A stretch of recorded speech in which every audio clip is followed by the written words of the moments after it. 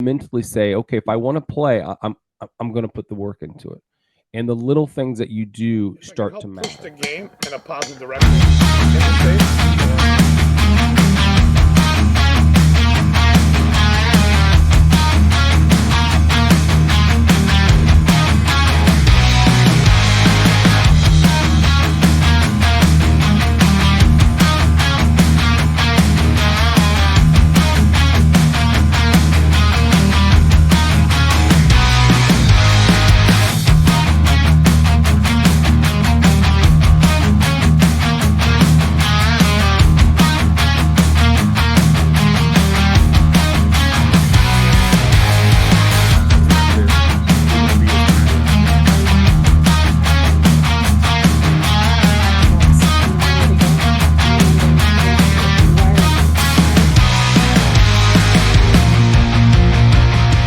Welcome back.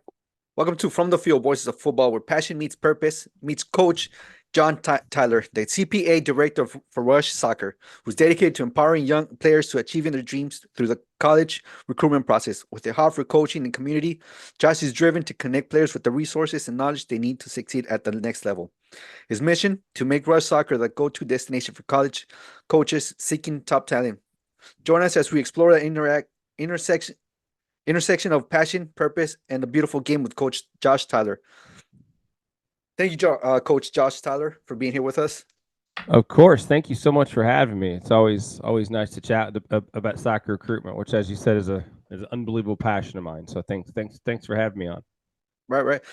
First question I got for you is, can you share with us a little bit about your background? How'd you get into soccer?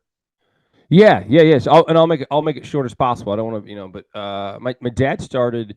I'm from Lake of the Ozarks, and if you're listening, you don't know what that is. It's like the show, the Ozark, the show. So that is literally where I was born and raised. And so at 5 years old, my pop started a rec soccer league, which is now called LOSA.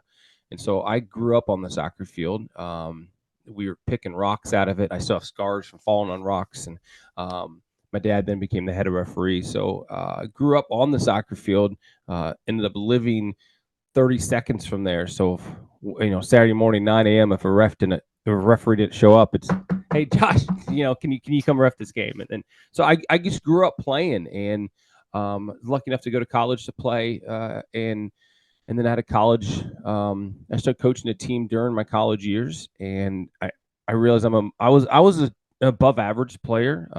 But I was a really good coach, and I stuck with that passion of staying with coaching, and because my playing career wasn't going to get me far, and so that's I just continued to coach, and I went into college pretty quick, coaching in college, and now I'm I've been with Rush National, what we call the national organization, for 6 years. And so it's interesting. I started first in college, and I'm back in club, and normally it's the opposite rotation. But that's my quick background. It's okay. What I eat, sleep, drink, and do, and it's an incredible dream for me. So what inspired you to become a coach? Because I know you said you're better at coaching than playing. So what inspired you to become a coach? My high school coach, his name was Scott Blake, and it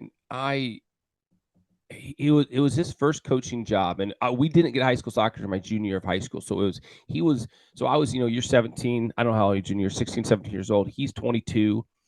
And we just really connected. I liked not to be snobby, but my father passed when I was 16. And okay. And Scott came in at a time for me. His coach came in at a time for me that I needed that kick in the butt. I was an arrogant jerk. And most people let me do that, because like, oh, his dad died. Don't say anything too much to him, And okay. And he came in and didn't know me, and knew my dad had died, but didn't know my dad, and so didn't really have, and put me in my place a few times, and I needed it desperately. And I just liked. I'll never forget how he made me feel, how he made me push to be better. Without him, I wouldn't have played in college. And so I just had that. And then someone called and, hey, we got this young team that needs a coach. And I was like, yeah, let's do it. But ultimately, Scott Blake was really the inspiration of why I coach. And the funny thing is, his mentor is Eddie Horn, from Jeff City, and he's coached at William Jewell College. We became friends because we coached against each other in college. And then I helped him at William Jewell as with the goalkeepers, and he was Scott Blake's mentor. So Oh it's wow, just okay. this full cycle of soccer. But yeah, that's kind of the reason. And coaching, there's just nothing like affecting a kid's life. There's just when you change a kid's life, and that's why I coach, is to change kids' lives, and it's incredible, especially this age I'm at now. I've had a really successful coaching career. I've been to national championships. Like I've been recognized. It's like I can truly step back and say what's best for the kids. Like, and I probably couldn't say that when I was 25, 26. Right. And you get to say that now. How do I truly affect a kid? And that's neat. Okay. So has he been the most influential person in your life, Coach Scott? Yeah, I would say Scott's been pretty coaching wise. Yeah, of course. Yeah, coaching wise for sure. Been the most. I've had I got lucky to work with two other incredible people. Ashley Slayback is one of them. That she got the job at St. Charles Community College, and this is when I was an arrogant little punk. And I don't know if I ever told this story, but I had applied for the job. I was coaching in club. I'm thinking, this is easy. I can do this, and I didn't even get when I applied for the job. I didn't even get an offered interview. I was like, what the heck? And then they give it at the time. I think they just give it to this unknown woman. Like, this is silly. And then I look up her resume. She played on every youth national team. Is led the nation scoring 3 out of 4 years at Texas A&M. Like it was the got the Herman Award for the best player of the year. And I was like, okay, she's pretty good. And so we had coffee, and she brings me on as the goalkeeper coach. And the first time I saw her coach, I was like, oh, wow, she's good. And so I was really humbled. And I just spent the first year just watching of how she Okay. interacted with players and how she interacted with young women specifically. And so I was very humbled. And then I went to UMSL, University of Missouri St. Louis, and I just come off a national championship run because Ashley had left. And so I was head coach there for the last 3. And again, I think I'm doing pretty well. And Wendy Dillinger, who's and same thing though. Like I come on there, I got a little arrogance, and I watch her run sessions, and I was like, oh, and I'm humbled again. I was like, this is of how she coaches and how she expects more out of her players. So, um, so those 3. And Okay. it each hits me at different points in my life that I needed that to be knocked down a peg. And so those 3 have been probably the most influential in my coaching career. Right. No, of course. Yeah. So I know you've been coaching for I think over 30 years, Mm-hmm. right? Yes, sir. What's your coaching philosophy and how has it evolved over the 30 years that you've been doing this? That's a good question. Coaching philosophy overall, I think, and it's fun with Rush because Rush has some built-in philosophies, but I think for me, I truly put kids first, and I Okay. think that's something you can't fake. Everyone says there's a hot button in this world now. It's like, oh, development. I like to develop players. Well, yeah, of course you do. Like that's like being a teacher and say, I like to teach math. Like, well, you have to. Like that's your job. So I think developing players is obviously important, but I think it's how do you, and again, how do you impact a player's life holistically? Because it's more than X's and O's. It's you're shaping young men and women, to be better people. The 2 most hireable people out of college are someone who's been in Greek life and someone who's an athlete. They understand the values of team. They understand the values of hard work. And that's important to me. And every training, I as they're warming up, I try to ask each player how was their day, and sometimes Okay. you can tell right away. Like it's you don't want to be a fake. What's up, bro? Keep walking. Like it's hey, hey John, how was your day today? And you can kind of quickly get a sense like, okay, something's wrong here. Hey Edward, let's talk. What happened? Because it can change how you coach in that day. Okay. And so that holistic view of the mental health of the game and I think that's always been a philosophy, and I really try to dive into their lives and want them to trust me, because some of them, maybe we are the most positive aspect of their life. We don't know their home lives yet, and maybe they don't have parents. Maybe their mom works 5 jobs, and all the other kids say, "Oh yeah, Johnny's mom's never here gets sense of care." No, Johnny's mom's working her third shift of the night, and maybe Johnny's dad died when he was 10 and needs a father figure, or maybe, you know, little Emily at home, dad yells at her and berates her when she gets in the car and she's almost on the verge of hating the game. Well, how do we make her experience better? And I think when you do that, everyone talks about winning and losing, and winning's not important. Well, I think that's a load of crap. No one goes out on a game to say, you know what, I'm going to lose today. No, everyone wants to win. Now, Yeah. failure happens, and so if you teach them how to be good people and teach them how to bounce back from that, and so when they bounce back from failure, it's okay. And they're not going to get yelled at for every mistake.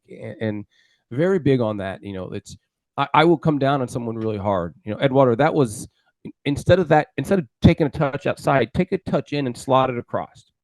And during the game, it may come across a little mean, but when you do it the next time, I'm gonna be the first one jumping up on the sideline, going, "Yes, you did it!" And that's what I think coaches miss is that can you see something and they fix it? Can you applaud them for fixing it? Because that psyche moment, the kid goes, "Oh, we noticed it." Because if you don't applaud Ed Walter for slotting it instead of taking the corner, you don't know if you did it right or not. Right. There's my Yeah. coach. Sorry. Nah, you're good. It's all right. Yeah, no, we have a big impact on our kids' lives. I still remember something my coach when I was like 15 years old told me. And I still remember. I'm 35 now, so over 20 years now, and I still remember that. It makes a big impact on what we do with our players. What did he do? What was that moment that I um I only played recreational soccer, but during the off season, I got a little bit better. And he was talking to my dad. He's like, "Oh, I seen Eduardo got a lot better," and I still remember those words. that's neat. And it's so simple, and he didn't have to say anything, but you He heard it and didn't. you're like, "Okay," because I bet you were working that off season. I You was, yeah, yeah, Yeah, and you're like, "Oh, he noticed," and then it gives you that extra drive. yes, Uh, yeah, that's cool. That's neat. yeah, yeah, yeah, yeah. So, what key attributes do you believe are essential in building a successful soccer team? I think from a player's perspective, getting players to buy into whatever your mission is, and I think that's sometimes the hardest. Okay, If you believe in whatever your mission is, and you truly believe it, I think they'll follow you, and they're going to come through for you. And I think it's getting those like skilled players together, or like minded players, excuse me, more than like skilled. We You see teams self implode because like this player is better, but maybe he's a jerk and doesn't fit into the team culture of what you are doing. And as a coach, you set that standard, you set that culture of whatever the culture you want it to be, and you need to find players that fit into the culture. Because I believe if you have a player, and hypothetically we're ranking players 1 through 10, and you got this player's a 10, but doesn't fit into the culture, doesn't really work hard, is lazy, I don't want him. I'd rather take the kid that's an 8 that I know that we can push and get a 10 out of him. And I think that's a hard thing to do. But setting that culture and setting your standards very very early on, I think are important, because if you set the standards, there's no confusion. Like even with a simple thing, if you start training at 7, I want you there at 6:45, because at 7 we are moving. Like we don't stretch at 7 because we got an hour and a half. We get 3 hours a week, and so yeah, those little standards. And so now that you've set the standard, and when they don't get there on time, they know there's probably a consequence of some kind because you've already set the standard. Um, and so that's when you're building that team. That's that finding people that believe in that culture. And when you set that standard early, and I'm a fan of the little disciplines of let's line our bags up, we wear the same color for training, and because you do go, if you got to train the way you're going to play, and you look nice in a training facility. Everyone's wearing the blue, black, and black socks, and you get there and you just look okay, I'm here to train. You step across those lines, and I'm here to work. And I think setting that standard early and finding players that believe in that mission and believe in that culture and fit that culture, I think you can mold a team and get more out of them than you could ever imagine. Okay. So you say if the player is late, right, there will be some kind of punishment. What kind of punishment and uh um how if is it their fault or because of the parents' fault? Because sometimes the parent might get out late, or how Mm-hmm. would you go about that? I try not to use the word punishment. It's more of a consequence because every action has a reaction, and that could be a consequence. Okay. And if there's the parents, it's still a consequence. I mean, that's Okay. just the red card the other day for the U.S. I don't think he purposely punched him in the face. I think he was swinging his arm. But every reaction has a you're right, and every reaction has Right. a Right. Right. consequence. You got him in the face, and that's his consequence. You got him in the chest, he probably get a yellow card. So even if they're not there on time, they have to. There's some consequences, and normally as a team, we set what are those consequences? Okay. Because I want the team to take that ownership. And so yeah, people will be late, and I never ask questions. If you aren't going to be at training, that's okay. I do believe everything is optional, but so is playing time. And so if you have a band event or you're going to get inducted National Honor Society, oh my gosh, go! That's a great honor. But there's consequences for missing practice, and that's okay. Like I'm not mad at you. I don't, hey, I can't be at practice tonight. Okay, and I may ask later, like because I care what you're doing, not because I care you're missing. But there's going to be a consequence. Either it's I'm not going to start the next weekend. I'm going to miss the first half of the next game. If I'm late, there's additional sprinting to be able to do, or now you have to stay late. So the consequence at some level fits it, but and so there's always something. But normally as a team, we decide like, okay, if you're late, what is it that you guys feel appropriate consequence is? Because if the consequence doesn't match the action, it doesn't stick tight. Okay. So like at the beginning of the season, you get your team together, you talk to them, hey, let's get some consequences if you're gonna be late. Let them Correct. decide what's gonna be. Correct. And then Okay. everyone knows. And it's not me deciding. I'm not the jerk. Sorry, the teammates. The team has decided this. Right. But the more the team can make those decisions, those little decisions that don't really affect much, but the team gets to make those decisions and they feel ownership of it. And now they feel they let the team down. I don't want them to feel they let me down because they didn't. They let the team down. Wow. Okay. Yeah, that makes sense. A lot of sense. Yep. Yep. Yep. Yeah, that makes sense because um instead of you being like the jerk, you're letting the team down, not me as a coach. Correct. Correct. Yep. Yeah, Yeah. that's I don't nice. win and lose. I don't win and lose games for them. The players do. Wow. That's incredible. I've never heard that. That's really good. I like that Thank you. one. Yeah. Um, yeah, that's incredible. I'm gonna try that actually. Take it. Take anything you want. That's what coaching is. It's like cooking. You get a season here, a season there, and you hear from this and you put all this together until you formulate something on your own. Oh yeah, yep, yep. So you coach at St. Charles Community College, right? Yes, And you sir. achieved a remarkable record, winning multiple championships, right? Yeah, we won three regional championships in a row, and then we went to my final second. We went to the national championship. Down in Florida. What do you attribute to all that success that you achieved at St. Charles Community College? I was an unbelievable recruiter, Okay. and again, I was finding people. We didn't have dorms, so we were a community college, and we didn't have dorms. So to find a player that wants to stay at home and live in their parents' basement, it's tough. But I spent a lot of time going to practices. This was before I worked for Rush, and I still enjoyed the recruitment process. So I spent a lot of time just helping kids get out of St. Louis if that's what they wanted. But I just spent a lot of time on the field and going to practices and finding the people that would fit into the culture. And the culture, what I wanted to create was to mimic a 4-year school, and that's something that they haven't done before.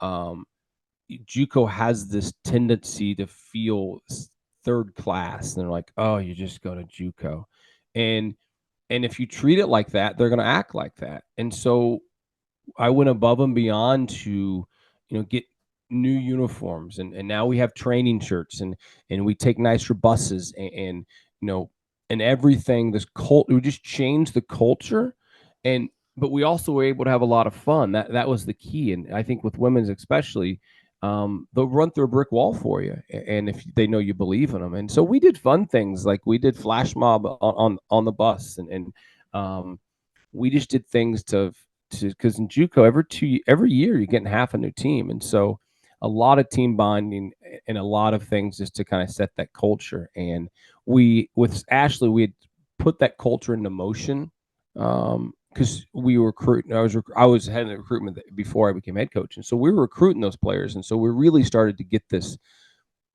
mindset and this culture and kind of this reputation of like, yeah, this is good soccer here. They're gonna, and you just get everyone to believe in what the goal was. And I think the year we went, we finished 9th or 8th or something in the country, and it wasn't the most talented team that I coached, but it was the hardest working team, and they just believed in each other, and they believed in what the mission we had set was, and that was really the key. We just were all in it together, and I think it was kind of a lightning in the bottle moment. Wow. Okay. So you were there for a couple years, right? And won all these championships, um, and set a record. Can you share a moment that really impacted you, or even a player that impacted you? Yeah. We had to beat, this is in the regional. So we won our region, and then you go to a conference championship. If you won the conference championship, you can go on to the national tournament. And no team had ever gone on. And we were very much the underdogs. The team we were playing, Swick was their name. They're already planning the trip. They had already booked the hotels for the national tournament. Like, they just didn't believe in us, and that was fun. But I had a player on the team that her name was Raven, and incredibly athletically gifted player, but not a very technical player.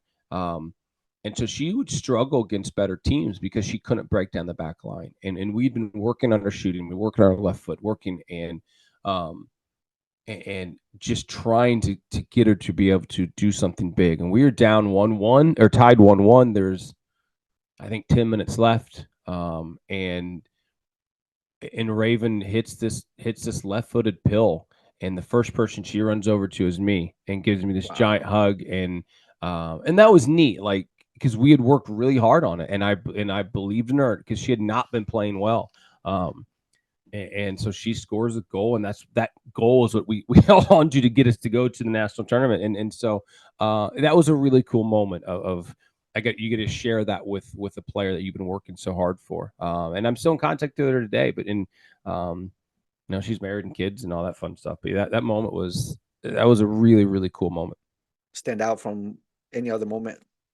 That's the first one that came to mind when you asked. Yeah, that was yeah, absolutely. Okay. As CPA director of Rush Soccer, what are the most important factors you consider when helping players navigate the recruitment process? I think there's a lot of little things, and so when you talk about recruitment process, is you have to look at recruitment process as part of your training regimen. And so, right now maybe this is off season, and you have off season workouts. And maybe you're working out 3 days a week, and then you're doing ball skills, and you're doing this. You have to include recruitment as part of your regimen each week. And I think you should also throw in mental health in there, but that's a different topic. But you if you don't take recruitment process seriously, it's not going to go anywhere. The recruitment's really hard. I mean, last time I looked, there were 3,300 men in the in the NCAA portal, like the transfer portal. And then you have JUCO transfers, and you have internationals, and so for the men especially, it's hard, and it's hard for the women as well. You have to mentally say, okay, if I want to play, I'm going to put the work into it, and the little things that you do start to matter. And I use it just like when you're training for in soccer. If like coach says I need to work on a left foot, well, I'm going to go home and work on my left foot, and I'm going to work on it and work on it. And it's the same thing with recruitment, except we don't go home and work on it. I say I really want to play in college, but what are you doing to do this? And so there's a lot of little things that you can do that help you aid in this process. And I would encourage to start as a freshman. I was like, oh, it's a little too early. Is it? Like, you're not going to get your dream offer as a freshman, but can you start put these things in motion to start working slowly? Can you do just a little bit now? And then you can do a little bit next year. And by the time your sophomore year comes, you got a lot of these things out of the way. And you maybe went to an ID camp. Maybe you've talked to a coach in person on campus, and it knocks your nerves down. No one has ever said, "Man, I wish I didn't start that recruitment process so early." But they do say, "Man, I am so far behind." And so it's the focus on the little details and be incredibly persistent in the recruitment process, because it's hard, and it is, and it's overwhelming, and it's confusing, and you don't know. I don't think you need to spend $10,000 on a recruitment service. I think you need to get some good advice and be willing to do the work. But there's no easy button of I'm going to pay $5,000 and they're going to do all the work for me. It just doesn't work that way. Okay. Yeah, and I don't know, time flies fast. You know, you're what you you're a freshman, but all of a sudden you in a blink of an eye, you're already a senior in high school. Like, whoa, where that Exactly. goes, you know? Yep. Yeah, exactly. Yep. So what It moves comes very quick. Okay, go ahead. Sorry. No, go ahead. No, like I said, it moves very quick. So It does. Yeah, yeah. So what common misconceptions do players and parents have about the college recruitment process? I think one of the biggest ones you get is that if you're in an upper league, you don't have to do anything. And it certainly helps to be in the East and LGA or those, but you still have to work and still have to reach out to coaches. That's the thing. Like, okay, I'm in this league, and I'm not picking on any league because East and L probably does the best of getting coaches around, but I'm in this league, and coaches are going to naturally come find me, and it's unfortunately not the truth.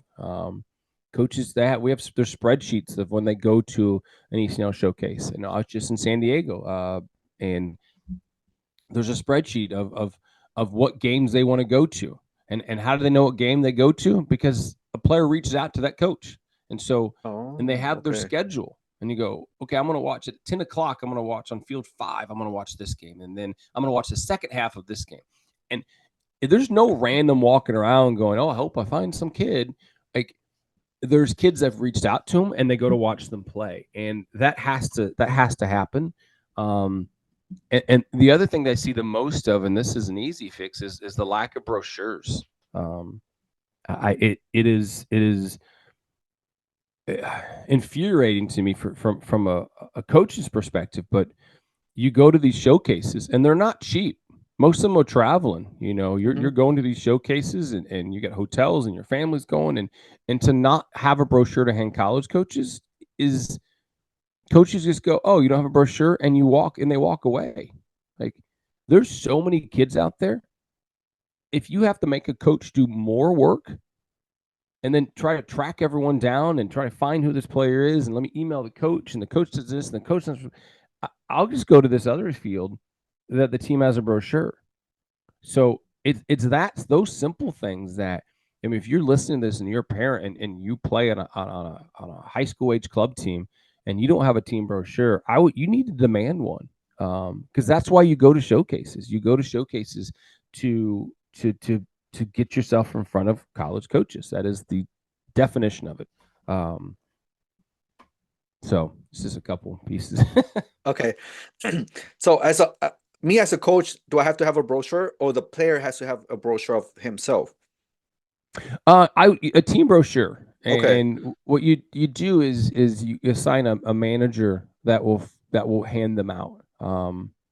And ideally, there's a picture. You don't have to do anything crazy. Like, I thought I had one sitting around, but even just a basic piece of paper, because coaches want to take notes on it. So you don't need to spend a ton of money printing out this glorious glossy, notebook, because coaches can't write on it. But it's nice to have their picture on it, the graduation year, and a couple lines to write on. But And then you have a team manager, parent that will hand them out. And it's that simple. You can tell who a college coach is. But yeah, um, and there are cheap profiles on there. PSA Zone is one of them that you can spend a little bit of money. I think that's like $20 a month, and you can get your own profile with a public link, which is nice. So you don't have to download PDF. Again, this mindset is, how do you make college coaches' life easier? And if they're looking at this on their phone, which most of us are as we're traveling, and I got to download a PDF to look at your all your information, I'm like, eh. But if I can just click a link and it pops up, and I don't have to actually sign into anything, because that's a lot of these other places make you sign in. Oh, I can see everything I need to know about this player right here, and I don't have to download stuff. It's those little things that I think, you have that mindset of, how do I make life easier? Printing a brochure, giving them something to write on, because we like that hard copy. How do you know? And so I think that's a really good team manager or team parent who likes to talk to coaches and hand out brochures. Oh, okay. So another thing is, the player reaches out to you and tells you, hey, come watch me play. Right? Would the coach do that as well? If a coach tells you, hey, I have this player, can you come watch him out? Do you go out there, or just when the player tells you? When the player, occasionally if a coach reach out and say, hey, we have this team, here's our team, we could, especially if they send the brochure in advance. I am a believer, and I don't know if everyone believes, I'm a believer that the player needs to make that first step. And so for us, at least with Rush, we always say, I'm not kicking that door open for you, but I will hold my foot there and keep it open. But you got to make that first connection, because ultimately that's what coaches want. They're building culture, just like we talked about earlier. They're building a culture for the team, and they need to be able to talk to the players. And that's a huge mistake parents make, is I'm going to reach out for my kid. Well, I don't want to talk to you. Sorry. I bet you're the nicest person ever. I'll go have a beer with you, but I'm not sitting next to you on the bus for 4 years. I'm sitting next to your son or daughter. So parents have to back out. They need to be pushing as hard as they can from behind, but the front facing needs to be that player. And it takes a team to do that, so yeah, the player needs to be one that reaches out, and it needs to come from a player email. Not your parent email. We see those. A funny story, we were in Iowa a couple years ago, and kids, we were doing an ID camp, and a kid's email address was Steve420. And he he checks in, he goes, well, that's my dad's name. I said, well, that's the first problem. I said, what about 420? That's my dad's favorite number. I said, son, do you know what 420 is? He goes, yeah, but that's my dad's favorite number. I said, you will not get recruited with that. So I'm just telling you, please change that. But so yeah, that's a huge mistake, is that parents make, in that process. But the players need to reach out, and they need to reach out multiple times. And the sad reality of it is, we see these power 4 conferences now that most of us won't play at. Most of us, it's like 1.5% play at any Division I school. It's 0.5% that play at those Power 4. But we see those, and they got like 20 coaches. Well, majority of schools have one full-time coach and maybe a part-time, or and they're managing 30 to 40 kids and doing all the travel. And so emails aren't the best sometimes, because they don't respond as fast. So don't send one email and go, oh, coach didn't respond to me. No, send another one. Like, maybe you got lost in the mix. Maybe they got 100 emails. So be persistent in that and continue to reach out. Okay. Would you send like a video of like a highlight video of yourself playing? For sure. Yeah. Especially on the men's side. If you're wanting to stay very localized, you may be able to get away with not having one, but in today's era, everything starts with the video, and a quality highlight video. And I think it's worth paying someone to make, especially as a junior, a good highlight video, because they're non-biased. Because a highlight video really needs to show how do you impact the game. And like, I'm not a basketball player. In fact, I'm probably embarrassing at basketball. But if I go to my front driveway and record myself every day, an hour a day for the next 6 months, I will put together a highlight video that makes me look like LeBron James. Right. But it doesn't show how I impact the game. And so we're really big on take your 3 best games because coaches see the landscape change. So you take your 3 best games and show how do you truly impact the game. Put your best plays first, and hopefully they stick around for 3 to 4 minutes. But I think it's worth getting a non-biased opinion on it because you tend to put your best plays like, oh, look at this cool scissor move, lame, like. We don't need to see that. How do you truly impact the game? How do you pass off the ball? How do you move off the ball? What are you doing off the ball? Are you an outside back and just made this 80-yard run to slot a ball in? And maybe that forward missed it, and that's okay. But now you got to sprint all the way back to stop the counterattack. That is a highlight moment. To you, it's kind of boring. I just ran up, ran back. But that moment is vital to someone if we're recruiting an outside back because you got up, you laid the ball where it needed to go, and then you had to get back to stop the counterattack. That's Okay. a vital moment in a highlight video process. Okay. As a recruiter, what's the one thing you look for the most? I think it's going to depend on each college. You can tell I think most coaches would tell you within about 10 minutes you can see if a player's good. What you stick around and looking for is now becomes a work ethic and their nonverbal communication. How are they responding to a foul? How are they respond to their coach? How do they respond to their teammates? I like seeing a player get subbed out because I want to see the reaction getting subbed out, and then I want to see the reaction on the bench. Are they a true team player that they got subbed out and they're happy to high five their teammate coming off? They high five the coach, and now they don't sit on the bench and pout. They're standing with the rest of the team or what the rest of the team is doing, and they're involved. And if you see a kid get subbed off and is nonverbal and he doesn't shake his coach's hand, sets on the end of the bench, that's not a player I want. So those are things you try to watch. The skill I think is evident. That sticks out instantly, but you're trying to watch as many nonverbal things as you can do because it's more important what you do off the field most of the time than on the field because again we're coaches are trying to build a culture. And so those nonverbal things I watch a lot of, and what do they do off the ball? So those are the big things we watch. And if we have an opportunity, we're going to watch warm-ups. We're going to watch after the game. How do they interact with their parents when they don't think anyone's looking? How do they interact with mom and dad? I want to see mom and dad. How do they react to the game? Are they overbearing parents? Because we don't want those either.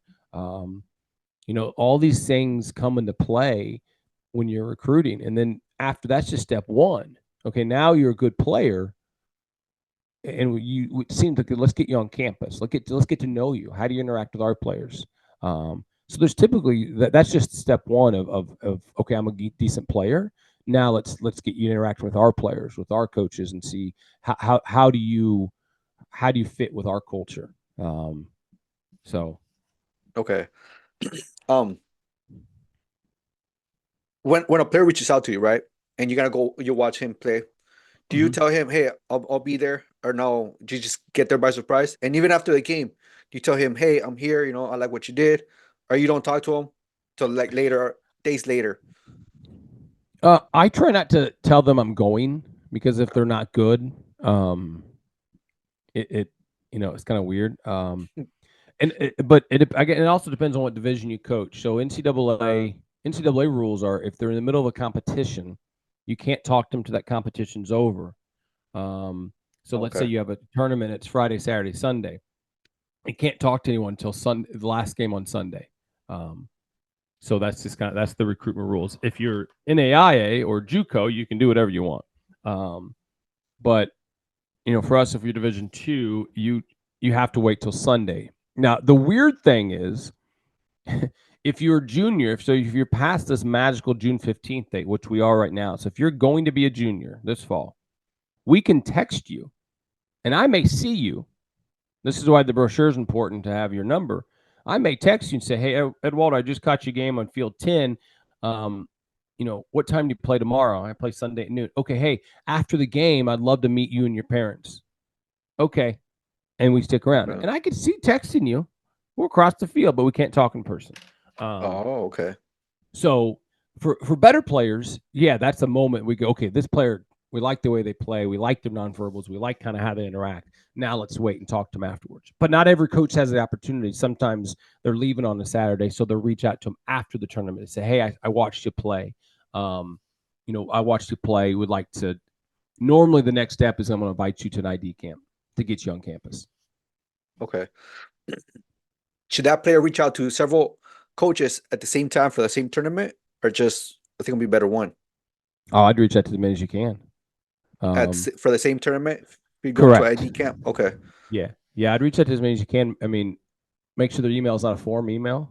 You can kind of have a basics, but coaches can tell that when the font's different or this is bolded and this is small, like this is a pure copy and paste. So I mean, invite schools that you're interested in or could be interested in. The more that, I mean, the merrier, because this game is recruitment's a game of no's. As coaches get told no, you as a player are gonna get told no. That's just what it is, and that's how it works. That's why only 7.5% of players play in college. And so you got to widen this net and make this recruitment net as big as possible, because as you're going through this, it is a big decision, and you're going to find something you didn't like. Okay, this is gone. Maybe I don't like the culture. Maybe I don't like the coach. He gave me a bad vibe, or I don't like the campus, or there's no Walmart near. Whatever it is, okay, this school's gone. So the more options you have, the better. Again, coaches are used to being told no, and that's okay. It's a part of everyday life. They start with 100 kids for a class and end up down with 15. So I would definitely email coaches, and that email has to be relevant, because if you look at the psychology of things and the psychology of marketing, 80% of people forget something within 3 days. That's just the nature of it. And the number one reason they forget something is because it's irrelevant. So that's why you see all these targeted ads. It's no secret. If I say Jimmy John's, I bet in my Gmail I'm going to have a Jimmy John's ad because it's relevant, because I mentioned it. And so in emails, how are you relevant to that coach? So put something in there about the college that is somewhat relevant. I see you have a good business program, or I saw last year you guys had a winning record, or hey, congrats on coming into your 5th year of coaching. Something that just says, okay, this is not some random form email, and you somewhat grasp who we are as a college, especially if it's coming from distance. I'll just use us. William Jules in Liberty, Missouri. And if we get an email from a kid in Florida, my first thought is, do you really know where we're at? Like, do you really want to come to Florida from here to here? But if they put something in, they're like, I really like the small town feel, and you go, okay, this kid's got kind of understands where we're at. So those things are important when to email coaches and to find something you like about that. Okay, so be like kind of specific of what you're, if like you say, they just won a championship. Let me, hey, congratulations on the championship. Yes. Let me be part of that, helping you reach the next one. Absolutely. And those things are easy to find. This is why I love social media and recruitment. They're easy to find. Follow them on Twitter or X, whatever it is, and Instagram. You just scroll through those feeds, you're going to see something cool. Oh, here's a school I like. Oh, cool. The coach got named coach of the year, or they got all academics for cool. Hey, coach, congratulations. It's those little things that really make yourself relevant in that recruitment process. Because everyone else, I tell you, I'm not going to share them, but every email I got, there were probably 3 that I go, okay, this is a well-written email. All the other ones were just copy paste. The font was different, and you go, like, I'm not going to, if I'm short on time, those guys get bumped to the last. And if I got I got extra time, okay, I'll go check them out. But I know they don't know what school. They don't know nothing about you, pretty much. Correct. They're just going through an email. Yeah, which is fine. You should email every single coach there, but can you change it just a little bit to make it seem like more personalized? It's valuable. Yeah, and it takes more time. But again, we're back to that. Recruitment has to be part of your regimen each week. Oh, okay. How do you expand the network of college coaches, and how do you build relationships with them? For me, or as a player? For you, because this is what you do, right? You help with the recruiting process. I travel a lot. Like I said, I just got back from San Diego. We had a team LVU Rush up there. So anytime I can be around college coaches, my title as director of the college advisory program lends itself to coaches wanting to talk to me. It doesn't mean I'm cool. It just means my title is, because we can we can help coaches. And so we also, for me, we have 87 coaches that coach inside of Rush, also in college. But it's just getting out there. I send surveys out once a month, trying to get coaches information, get their thoughts about things, because this recruitment game is drastically changing. And so we'll go places to and I have two other. I have a West region cap director and an East region, and they do the same thing. Like, how are we out there shaking hands with college coaches? If there's a showcase and there's Rush teams there, which normally happens, we're going to go watch those teams play, help hand out brochures, try to get feedback, and just try to meet coaches as much as possible and really help them. They need help. Like you said, if there's only one or two of them, they need help with recruitment. And so we want to try to obviously we push our Rush kids. There's no secret there, but we're doing a lot behind the scenes to meet them and take them out for dinner or lunch and just to chat with them. And we do ID camps, and we try to give them as much easy access to our players as possible. And that's one of the things I do a lot is I connect someone, if someone's looking at Ed Walter to play and you're not responding, Josh, hey, Ed Walter's not responding. Oh, okay. Let me just get his number from his coach and text him. Hey, Ed Walter, this school is texting you. Are you interested? Oh, I didn't see it. And so I do a lot of that. Okay. And so it's just connecting and just going to showcases. And I do the same thing for me recruitment. I got a list of coaches I met this past weekend that I never met. I'm going to sit down today and send them a follow-up email. Hey, it was nice meeting you in San Diego. Just those little things like that I treat my relationship with coaches just like recruitment. Okay. It's always the small details, right? It's always in the small Correct. detail. Yeah, yeah. Mm-hmm. Can you provide some examples of how these relationships have, benefit players in your CPA program?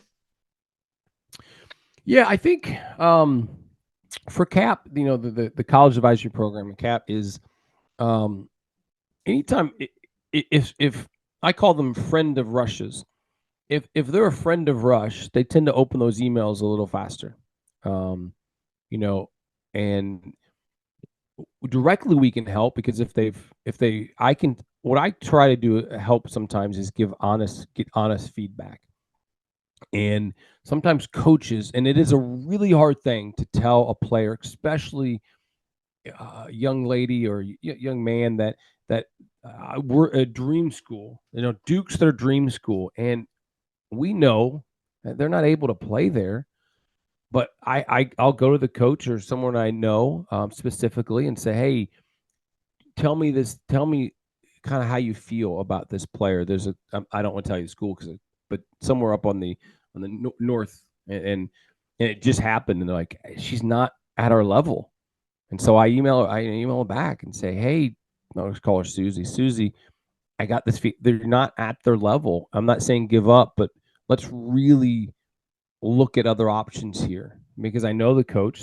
I trust the coach. He trusts me to handle this news in a better way that helps the player, because coaches ultimately want to help players.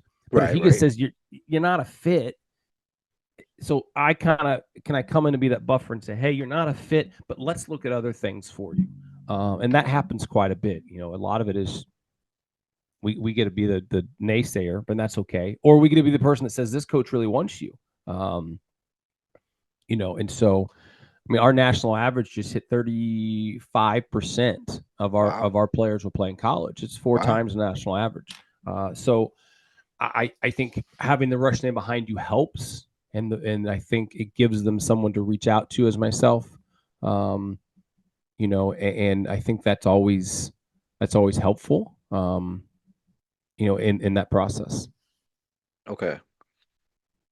Do you ever whenever, like, let's say you have a player who got the coach didn't like, do you ever help her get a program started where she's gonna be able to go to that school, or just like, hey, let's forget about this school, we got this other one that's a little bit better?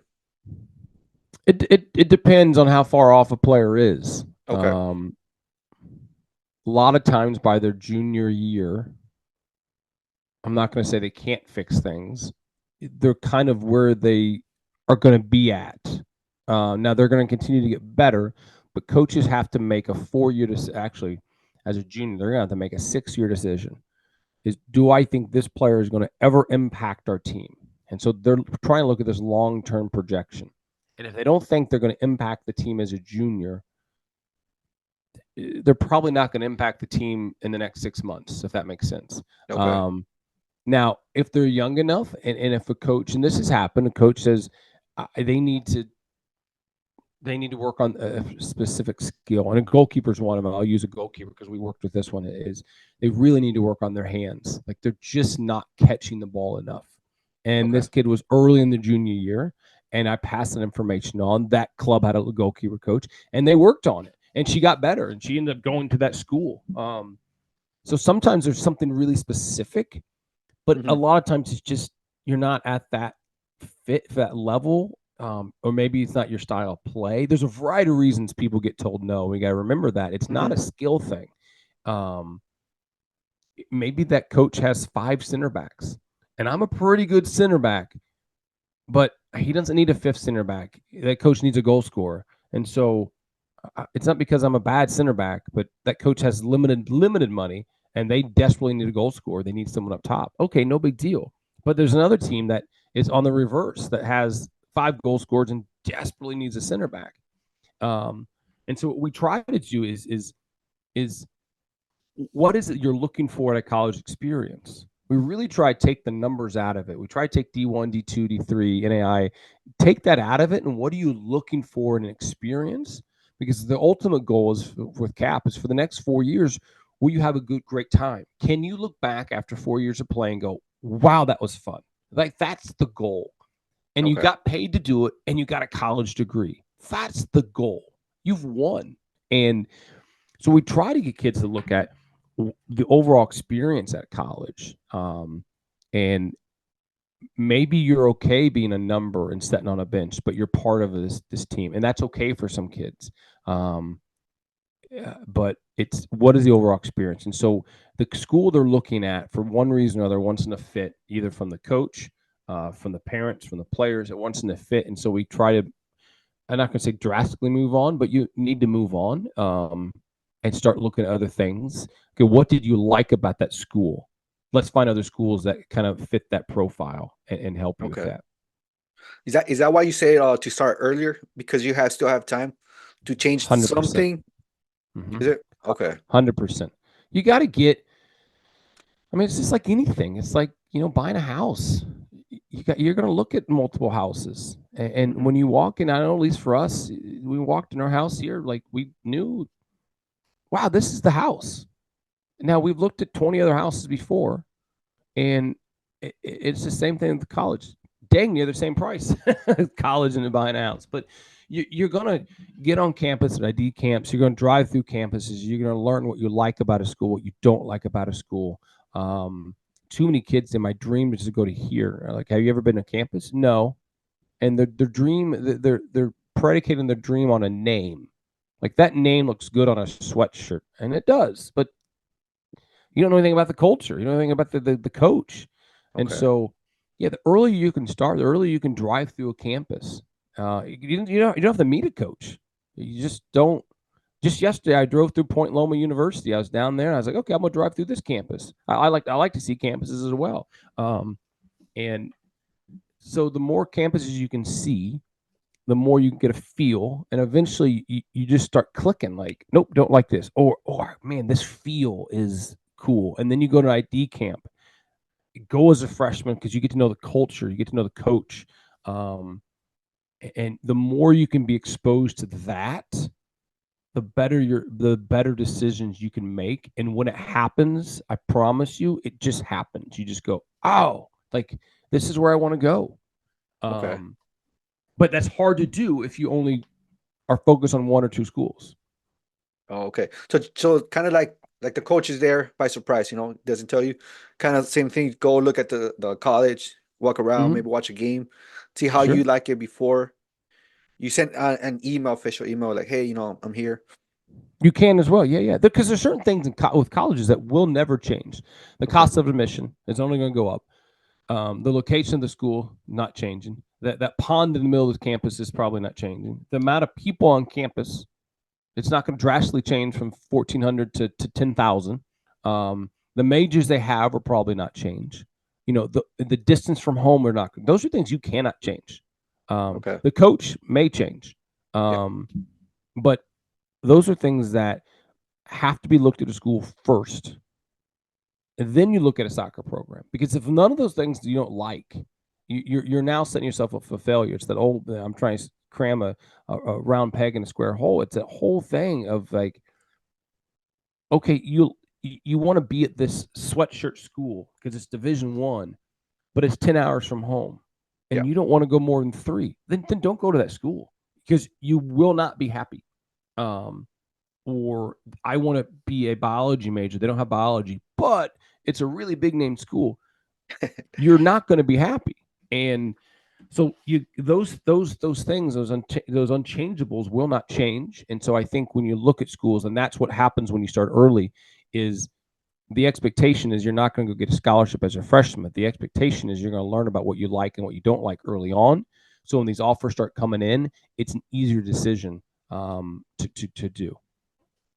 Okay, so what happens, because a coach builds a culture for the team, right?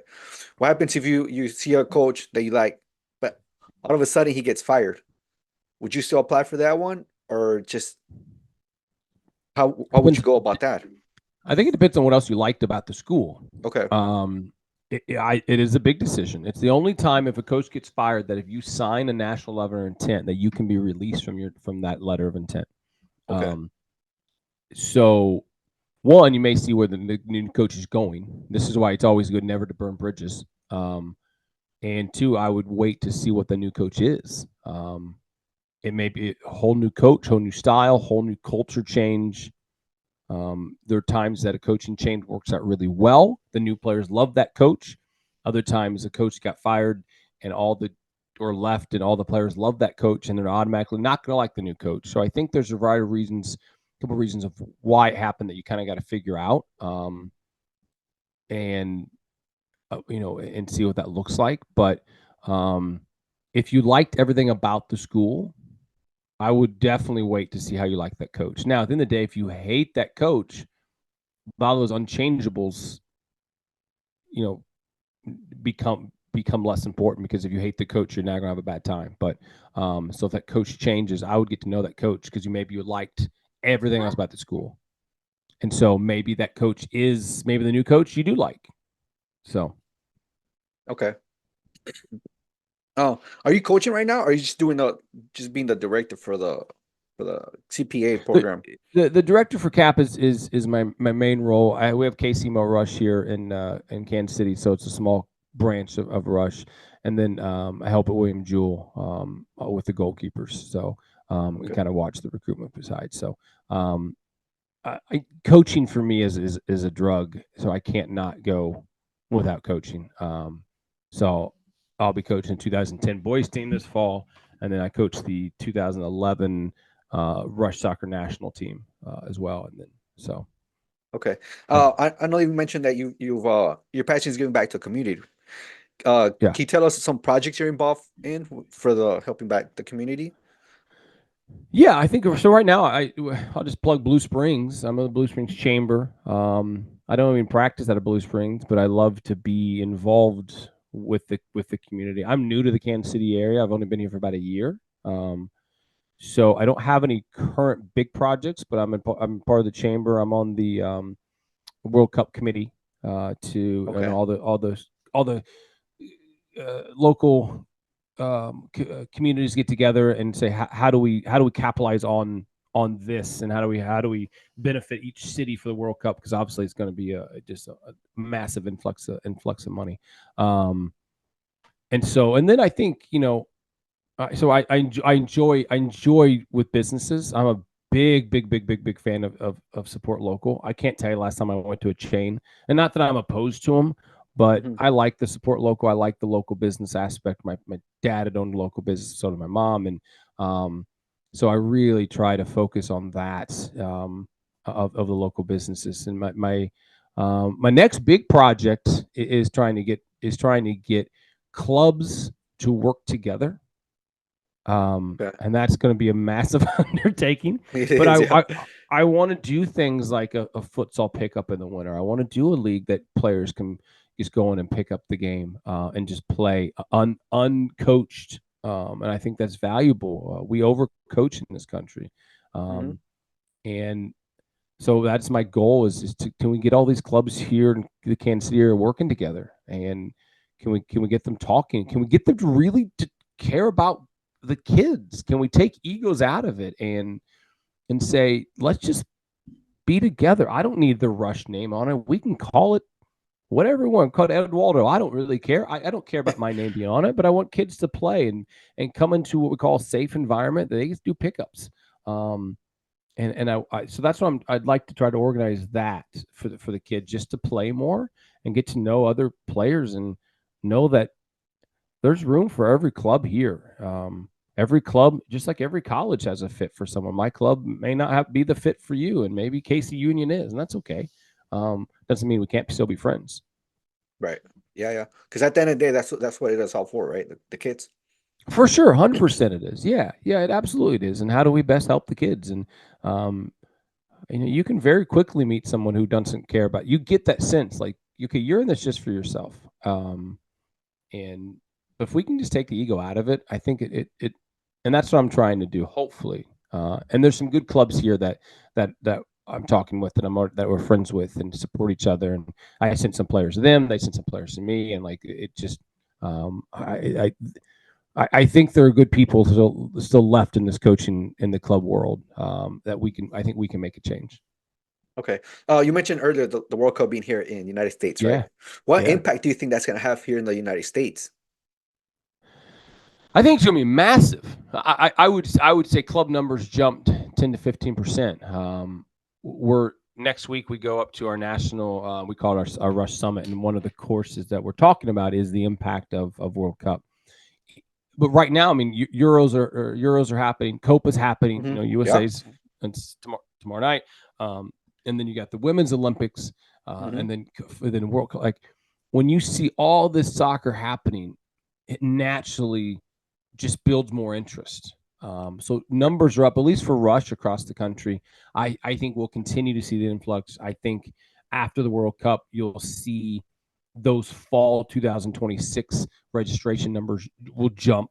So I could give you better numbers in a week or so, but I think we're project most clubs will jump by a 10 to 15% in the fall of 2026 with everything happening. Copa's huge, Euros are huge. I say welcome to Wrexham's been big just to help the normal person understand, because European soccer is very confusing. So Wrexham has done a really good job of explaining relegation and promotion and they're grasping it. So that's been neat as well. So it's all just trending in a really, really positive direction. Yeah. So yeah, this whole summer is gonna be a lot of soccer. You mentioned the Euros, Copa America, and the Copa America is being played here in the United States. We actually had some in Kansas City tomorrow. Actually, Yeah, I'm yeah, going to tomorrow. the game. Are you USA, really? yeah, heck yeah, How do I you think don't it's miss gonna? that. Yeah. You think United States can be able to win? Because they have to win to advance. Can and do are two different things. I tell you this. I said at the beginning of the tournament, I told my son I'm going with it, is that if we don't advance out of group stage, I think Berhalter's fired, and probably rightfully so. Okay. I think we looked bad the other day. I know we went down to 10 men, but we played it. I don't like his style, what he switched into. We played for a tie and ended up costing us. I don't know. I'm cautiously optimistic because it's United States. So of course, like in my heart, I believe, but I'm also preparing I'm also preparing, sadly, to be let down. We have the talent as an unbelievably talented team. I don't.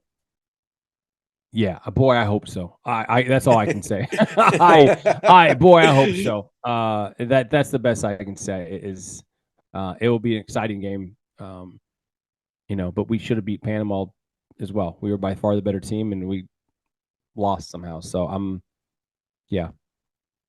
Do you think he should get fired though, Berhalter, if he doesn't? If we don't get out of group stages of Copa America, yeah, I do. I do. I think Who do you think should be? Oh, go ahead. Go ahead. Sorry. who do I think? That's a great one. Who do I think should be the head coach? I don't know. I'm not smart enough to answer that question. I don't know. I think if Is you there ask anybody you wanted to see in the United States? no one that comes off the top of my mind. I mean, there's always, but I don't know. They tend to find coaches like I just take the U.S. women's team. I didn't. I maybe heard Emma Hayes, but I didn't really, And you look at a resume with Chelsea, and they found her. I'm like, okay, that would be a really good pickup. So I don't know off the top of my head who should replace. I don't know if I'm a great person to ask. I don't know. Okay. Yeah, I don't know who would be. I think someone. I don't know. We had Jurgen too, and I don't know. I think an English coach, something like that, would be good, but I don't know. Yeah. Okay. Would I you don't have prefer the somebody best from the answer. United States or a European coach coming here and try to do I something? I think my ego wants a U.S. coach, but Okay. also we got to think about where the game is going and what people are doing, and we truly need. And I don't know if anyone can do this. We truly need to unite the youth soccer, and Okay. having someone from Europe that comes in that maybe doesn't know the landscape that can shake some things up could be valuable. And Okay. it's not that they're better at playing than us. I don't know. Someone, again, if you're in this landscape and it is all about money, I hate to say it. That's just and if you're in this landscape, it's harder to change it. But I think something needs to be changed a little bit. And I'm certainly not the one to fix it, but it, I think having an outside perspective come in could change some things. We need someone that we can have for a long. We need top down, bottom up to set what we feel the standard is, and it Okay. needs to be brought in and it needs to be able to stay the same when we lose a coach. They need to come in and play to what our youth system has been developed, and it needs to be better developed. And then the coach then sets the style of play that will always change, and then Mhm. from everyone else down below we can kind of adapt to that style because he's the guy making that decision. So if on the national level we run a 4-5-2, or excuse me, 3-5-2, okay, our younger teams need to know how to run a 3-5-2. Maybe that's not the best for the team, that's okay, but you get up in a game that you're winning, go to a 3-5-2 so they can understand the 3-5-2 because that's what they're playing on the national team level. So everything needs to flow towards that situation, and it needs to be. We just don't have an identity. MLS Next team should have an identity. Our youth national team, everyone should have the same identity that needs to be set by someone at U.S. Soccer, preferably not a head coach, because when he leaves again, we then sweepingly change all the identity again. Well, we can set the identity. Um, the coach needs to set the tone and the pace and what the style play you're going to be. But let's have the same identity so we're all kind of looking for the same players. Okay.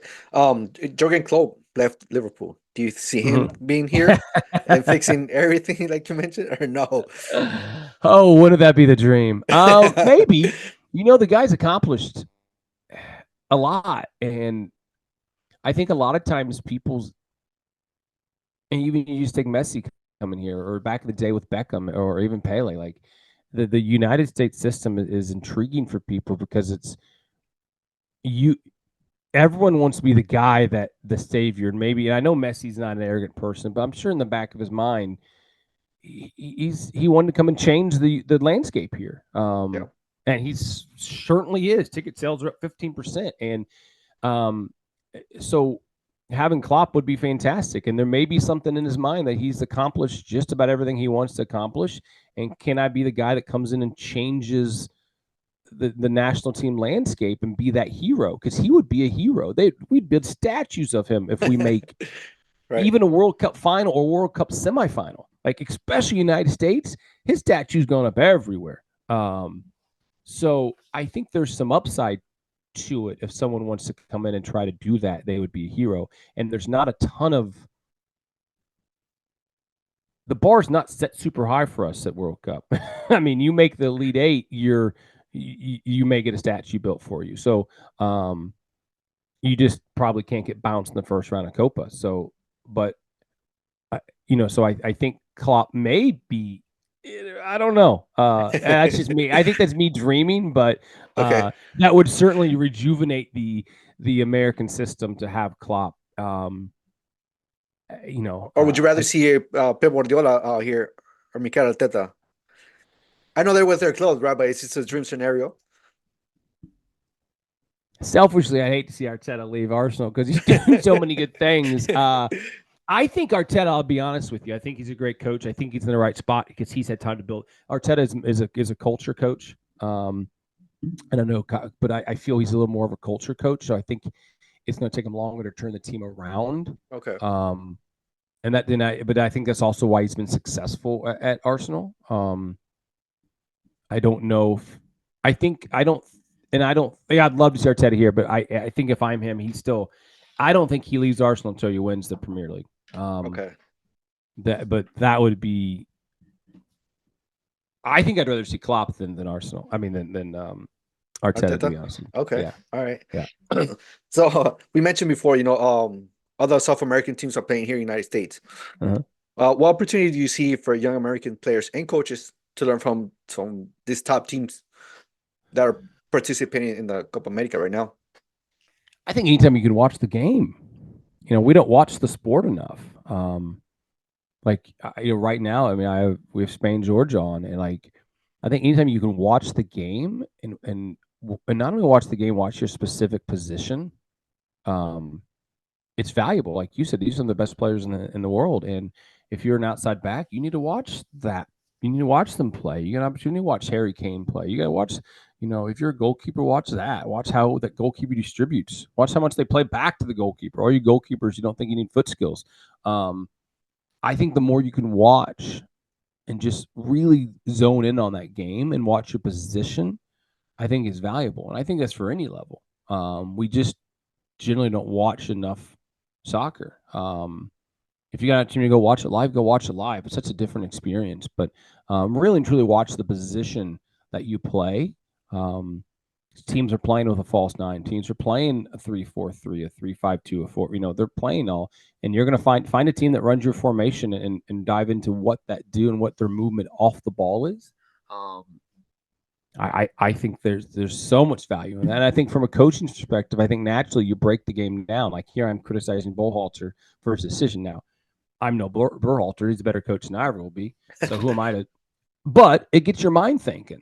What do I think he should have done? And you start looking at the game differently. Like, what should you have done? What could, from knowing what I know from the outside, what would I have done differently? And I think you get your brain time. You get your brain thinking that way. Because we're not a soccer smart country, unfortunately. I hate to say that of better players, but we're not a soccer smart country. We are very pass and pattern, play to A, play to B, play to C, play to D. What happens when B and C aren't there in the game? And we go, oh, we panic. So watching the game, learning the game is so valuable. If I'm you, if I'm a young player, I'd have every game on at all time. And it is in our house at least, but it is every game at all times. That game is on, you're watching it. And you're watching how defenders defend, even the new way they put their hands behind their back because they don't want to get a handball. So just those little nuances you're picking up from the higher levels. Yeah, no, I remember growing up, I used to watch a lot. Even nowadays, I still watch like a lot. I remember growing up watching like on YouTube how to do skill moves, Ronaldinho. All those, Yeah. And that's the only way to do it. You watch somebody else do it, you go and practice yourself. There's a reason we name moves after people because they mastered. Yeah. Exactly.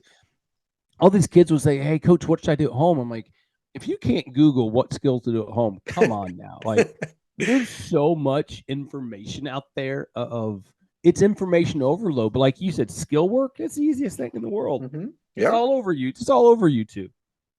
Yeah, like you say, from I'm playing fullback, go watch the guy that was playing fullback. Yeah. What is he doing? How is he crossing the ball? When does he cross the ball? Look how far he gets up the pitch. Like, look, yeah. And I think the best way, and ideally, you watch with some buddies, and it's much obviously anytime you get together, it's better. But you watch with buddies.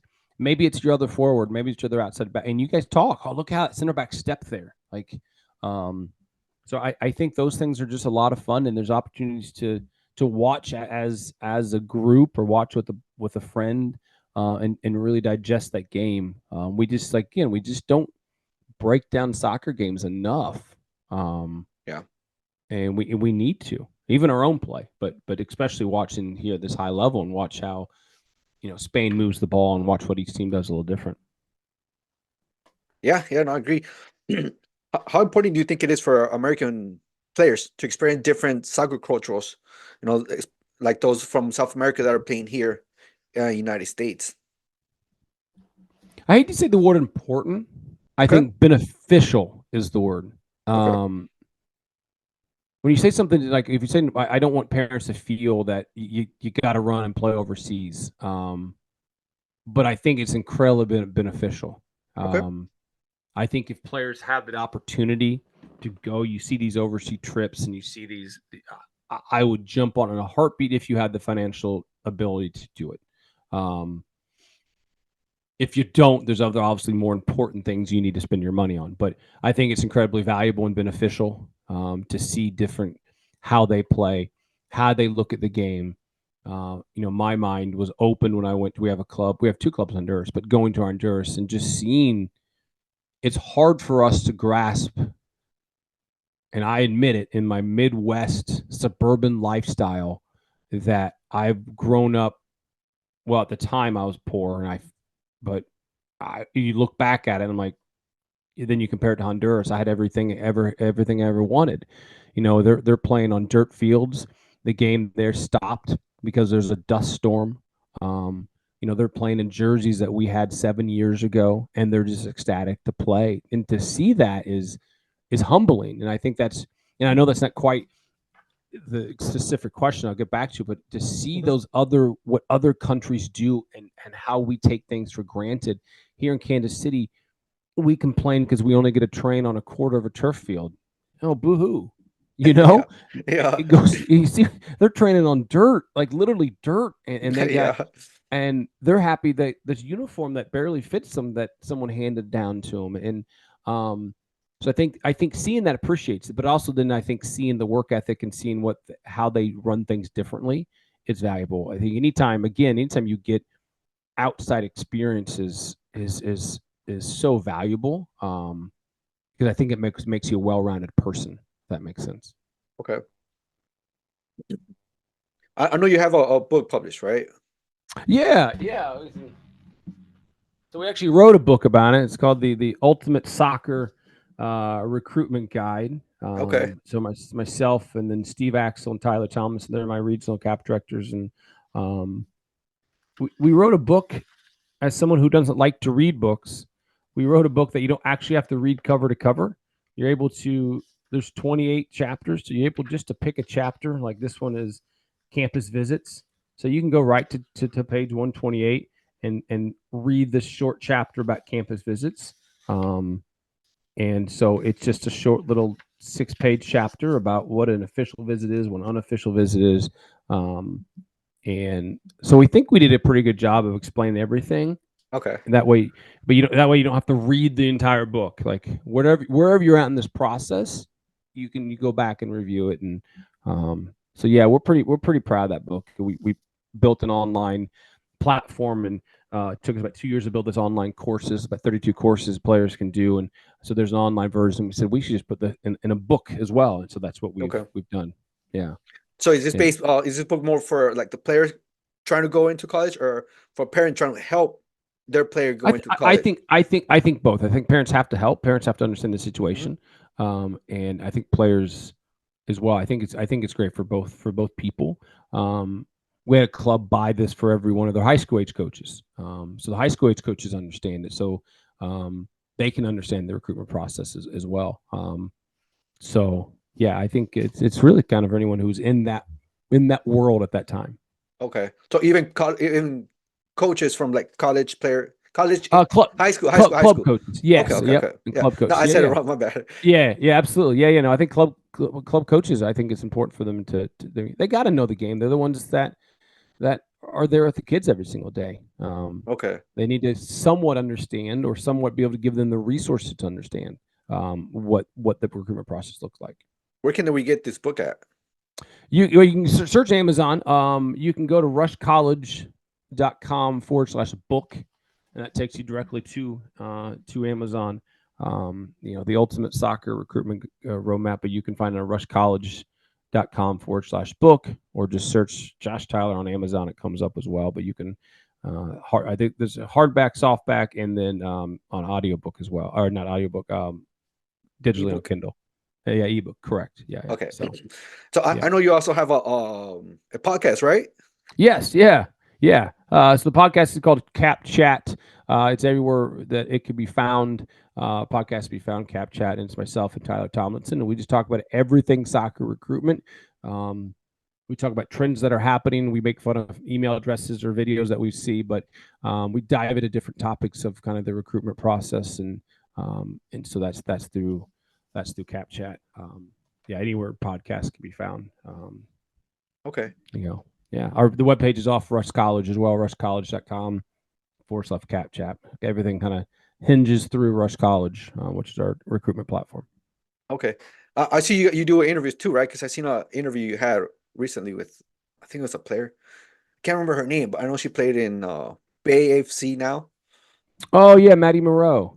Yeah, Was it? Maddie Okay, Moreau yeah. was. She was a alumni from LA Rush, which is in Louisiana, and so she was signed to Bay FC. Yeah, so we talked to our current players, we talked to coaches, we talked to, there's a whole series on the life of an athlete. We did it for every division, Okay. and I think every gender. So what does the life of a Division III athlete look like? And so Oh, okay. We break down a lot of different things in that recruitment process. Okay.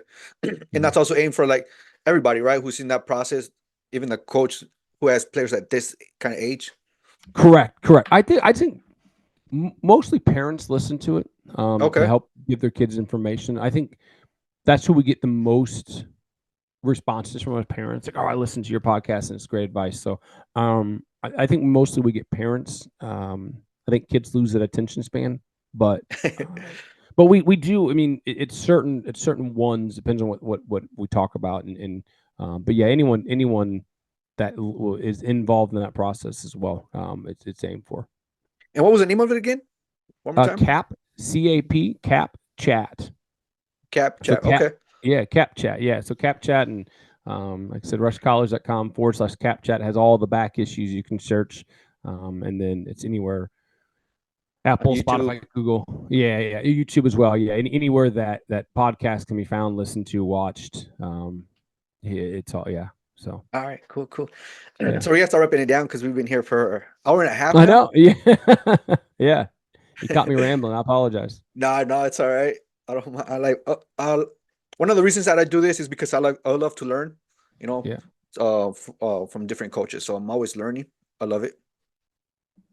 Coach Josh, what's next for you?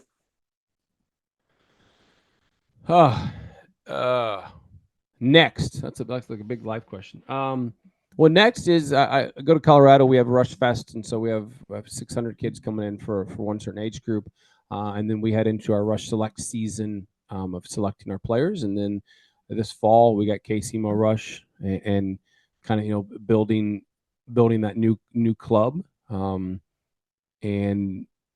we're always trying to expand the college advisory program. Long term, that's what we're trying to do. So how do we help more people in this recruitment process? And that's what we're always trying to do. We're always trying to better ourselves in that. So nothing big and glamorous up next. We have psazone.com for those who are not in Rush. It's a step-by-step recruitment process, and so that's kind of the big thing we built as well for non-Rush players. And but yeah, it's always trying to learn what's out there. This recruitment process is ever changing, and just but those are the big things that kind of happening. Okay. Do you guys have soccer clubs in different states? Because I know there's one in Texas. Are you guys affiliated together, or is that? Yes. So we have 93 Rush clubs across the United States. So wow, we are the largest youth soccer club in the world. And in a simplest way, you can look at it as a franchise per se. We don't control what the coaches do. I can't go down. I just examples in San Diego. I was watching our LVU rush, which is in Pennsylvania, and if I didn't like what that coach was doing, I have no control over that. Okay. As the national staff, we really kind of work as advisors. If they want to help us, but it's always sharing ideas. They have to wear our logo and wear our Rush Blue, and so when we work with all the clubs and whatever they need help with. Okay. So, but yeah, we are I think in 35 states right now. Oh, wow. So about 55,000 players. We have 40 international clubs, and we own a pro team in Croatia. We just got a new. So we got a pro women's team in Austria. We have a boarding academy in Florida. So it's a pretty big organization. It is, yeah, because I've seen you guys have in Texas, Pennsylvania, Yep. California. I think there's some too. California, there's 2 or 3. Yeah, we just got 2 new clubs, one north and one Southern California. And California Rush has been there hunting the beach for quite some time. Then we have Las Vegas. Yeah, so it's we got one in Cincinnati called Star Rush, and so Oh, wow, okay.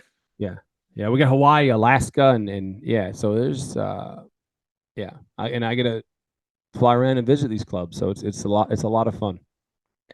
You go to Alaska and Hawaii as well? I have not been in Hawaii. I did get to go to Alaska, which was absolutely beautiful. Hawaii is next on my list. They typically come to us. That's the Okay. So it's hard to justify.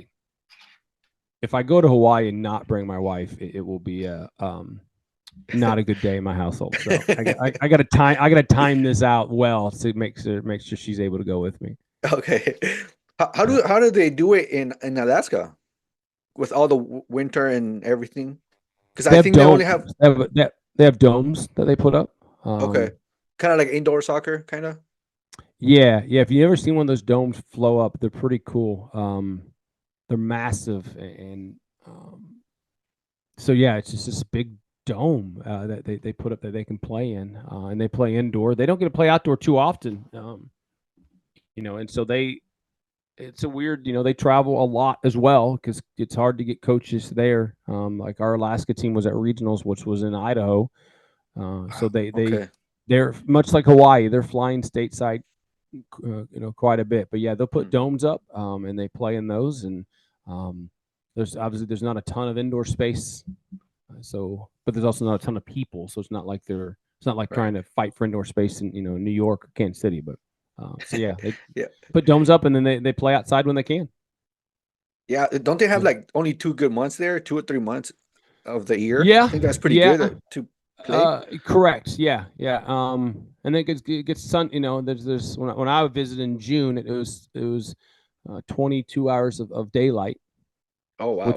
Which is weird. Like your body tells you, man, I need to go to. Like your body tells you tired, but like the sun's still up. But it's like 2 a.m. It's weird. So yeah, their summer months are really nice, and even the cold months, like I said, they go in a dome and play. Okay. They make it work. The best they can. That's the. Everyone has their struggles, and but they make it work. So. Oh, that's pretty cool. Yeah. What advice would you give somebody who's starting a career similar to yours? Be ready to grind. Okay. My first college job, I worked for free. I was, if you're wanting to get into coaching, I think there's 2 different worlds that you go. If you want to get into club, I think the licenses are important. The college game don't care about licenses. So it depends on the direction you want to go. I think as a young player and when you're young, I think it's good to get licenses because it's easy for you. Because now when you get older and you have kids and it's to go take another week away it gets harder. So I think when you're young, get your coaching licenses because they obviously do help and grind. Like you're going to work for free. You're going to work for maybe $5,000 a year and give that $5,000 a year everything you possibly have because that's how people grow in this game. And a lot of it's in the networking and in meeting the right people. A lot of times I was in the right place at the right time.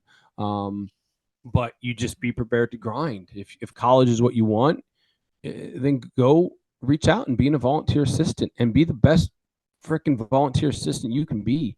Because coaches talk, coaches leave, and maybe this coach, you're working at now as a JUCO and you're a volunteer assistant, but then you maybe get a couple thousand a year. But now that the head coach goes and takes a Division II job and takes you with them, and so it's a grind. And I think every kid, if that's the coaching world you want to get into, in club, just get out there and reach out to a coach. Start with your licenses. And build that up.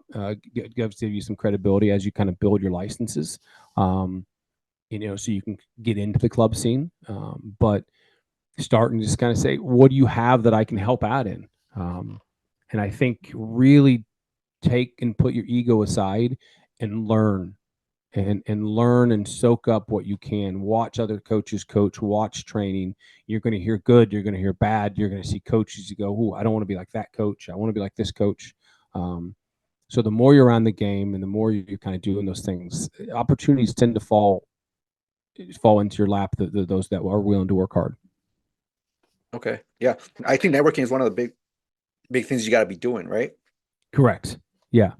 Yeah, You got to know the right people. Yeah, for sure. Yep.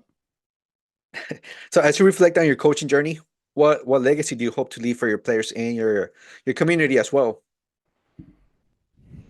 My players, I hope they look back and realize, wow, Josh really made an impact.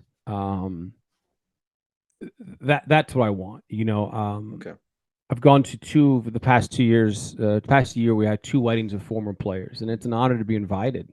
They're 28, and they have a baby, and that's neat to be invited. It's neat to be invited to high school graduation parties. Like, it's neat to make that impact. And I don't think, and sometimes and even with raising kids, you don't truly know the impact you make until they get older. And for me, I want them to look back and say, you made an impact. That I am who I am today because of Josh, or because he helped me get there. If they play in college, great. But at the end of the day, I don't really care if that's not the direction they want to go. I don't. It's, can we make them better people?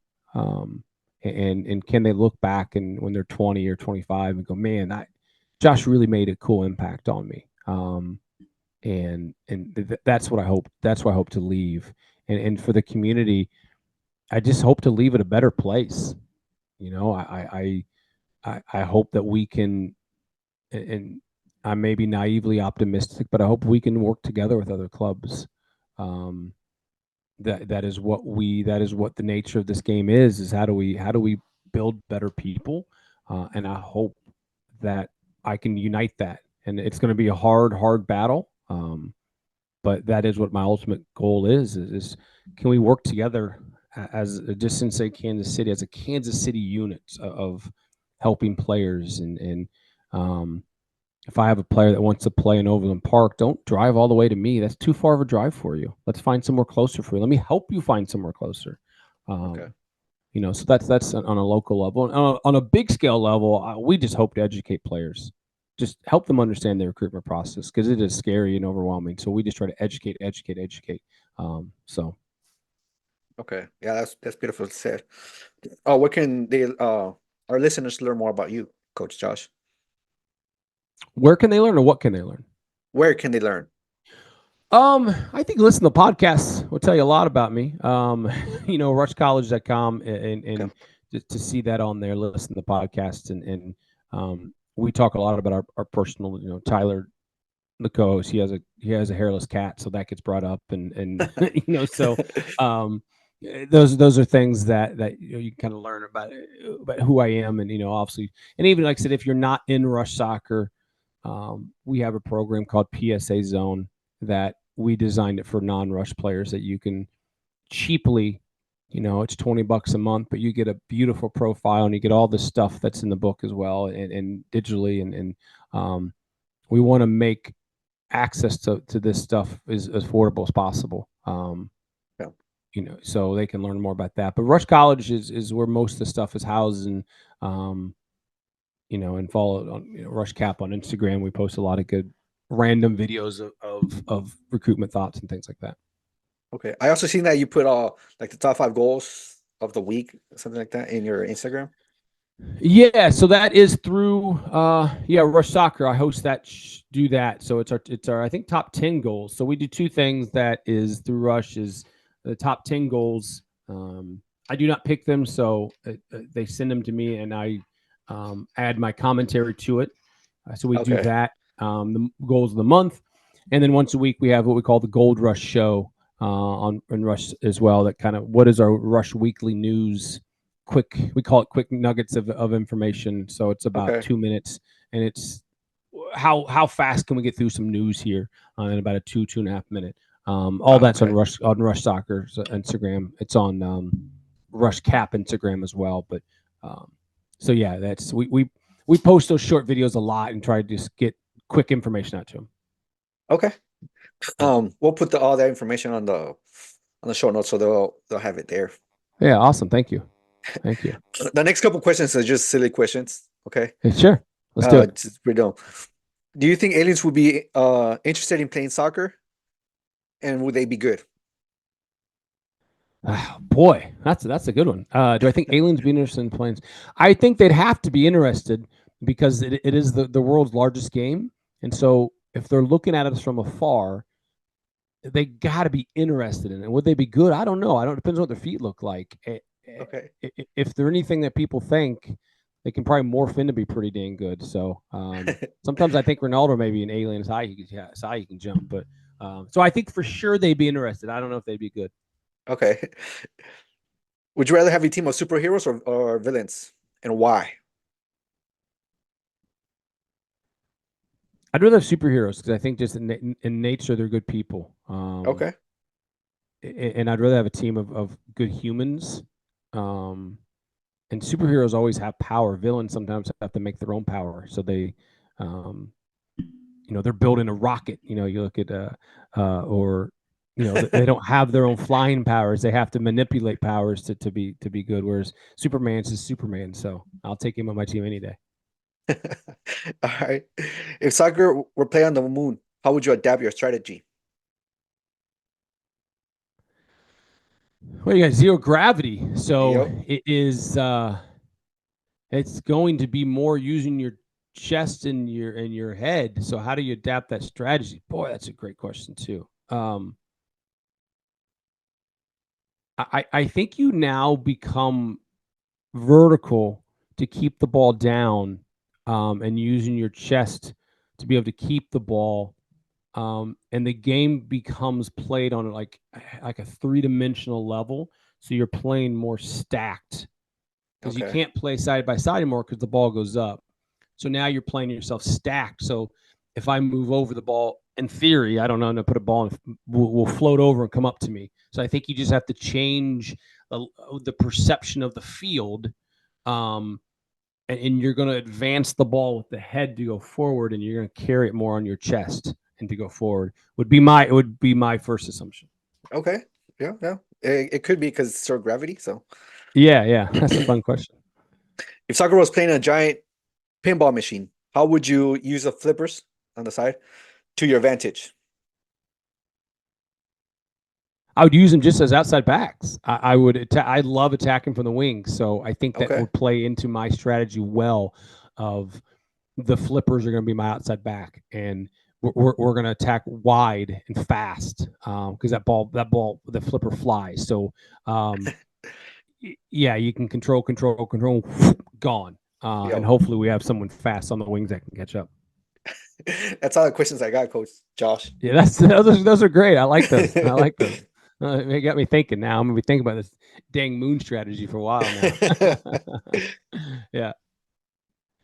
Like I said, well, thank you for being here. I appreciate it. Yeah, thank you so much. No, it's been a lot of fun. I appreciate people. I appreciate what you're doing and trying to spread the beautiful game and do what you do. And so I appreciate it. No, thank you so much for coming on here. Of course. Have a good day. Yep. Thank you, everybody. Well, you got zero gravity, so it is. It's going to be more using your chest and your head. So how do you adapt that strategy? Boy, that's a great question too. I think you now become vertical to keep the ball down, and using your chest to be able to keep the ball. And the game becomes played on like a three-dimensional level. So you're playing more stacked because you Okay. can't play side by side anymore because the ball goes up. So now you're playing yourself stacked. So if I move over the ball, in theory, I don't know, to put a ball in, will float over and come up to me. So I think you just have to change the perception of the field, and you're going to advance the ball with the head to go forward, and you're going to carry it more on your chest and to go forward. Would be my first assumption. Okay. Yeah. Yeah. It could be because it's sort of gravity. So Yeah, that's a fun question. if soccer was playing a giant pinball machine, how would you use the flippers on the side to your advantage? I would use them just as outside backs. I would. I love attacking from the wings, so I think that Okay. would play into my strategy well. Of the flippers are going to be my outside back, and we're going to attack wide and fast, because that ball, the flipper flies. So, yeah, you can control, gone, and hopefully we have someone fast on the wings that can catch up. That's all the questions I got, Coach Josh. Yeah, those are great. I like those. I like those. It got me thinking. Now I'm gonna be thinking about this dang moon strategy for a while now. Yeah. Like I said, Well, I appreciate. Oh no, thank you for being here. I appreciate. Yeah, thank you so much. No, it's been a lot of fun. I appreciate people. I appreciate what you're doing and trying to spread the beautiful game and do what you do. And no, so I appreciate it. No, thank you so much for coming on here. Of course. Have a good day. Yep. Thank you, everybody.